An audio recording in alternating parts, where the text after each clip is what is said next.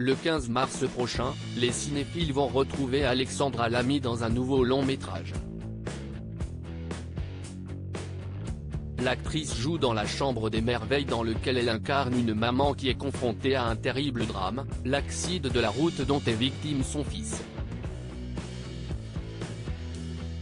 Hospitalisé, le garçon est dans le coma. Alors pour lui redonner de la force, elle va tout faire pour réaliser ses rêves. Un long métrage bouleversant. Dans le cadre de la promotion de ce nouveau projet, la comédienne était l'invitée de Laurent Delahousse pour 20h30 le dimanche, diffusé ce 12 mars 2023. Ainsi, les téléspectateurs ont pu observer des moments forts de la carrière d'Alexandra Lamy. Cette dernière a également évoqué des femmes qui, pour elle, incarnent le féminisme. Le journaliste de France 2 lui a alors posé une question assez étonnante. Vrai ou faux? Lors de l'une de vos premières interviews, il y a 25 ans, on vous pose une question. Est-ce que vous avez couché pour réussir? Si est-ce une réalité? On vous posait ce genre de questions? Sans se démonter, la comédienne acquiesce. Bah oui évidemment, il y avait forcément ça. C'était encore les années. Il y avait encore, oh une main par là, ce n'est pas bien grave.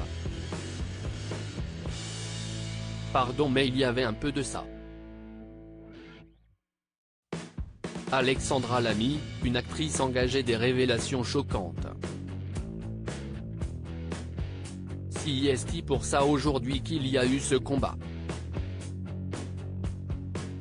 Quand on parle de consentement. Ça de plus en plus évolué, poursuit-elle. L'actrice, très engagée, n'hésite pas à réaliser des films ou téléfilms pour mettre en avant ses combats, comme dans Touché, le premier film qu'elle a réalisé. Pour nos confrères de Terra Femina, la comédienne était revenue sur ses engagements. Je suis très engagée contre les violences faites aux femmes, je travaille beaucoup avec des associations comme Résonante ou la Maison des Femmes, ce récit de victimes de violences sexuelles qui tente de remonter la pente m'a donc énormément parlé. Et j'ai décidé de me lancer sur ce projet en veillant à bien m'entourer. Toujours plus impliquée dans les combats pour l'égalité entre les hommes et les femmes, Alexandra Lamy souhaite faire passer des messages. Je me suis beaucoup investie pendant le premier confinement, en pensant à toutes ces femmes qui allaient se retrouver enfermées avec leurs bourreaux. On a travaillé avec la gendarmerie, les pharmacies, les commerces de proximité pour dire aux femmes que nous étions là.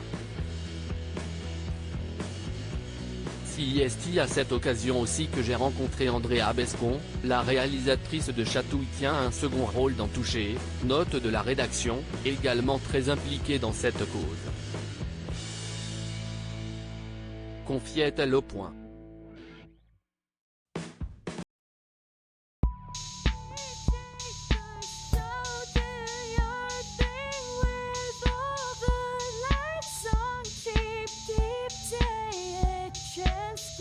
Keep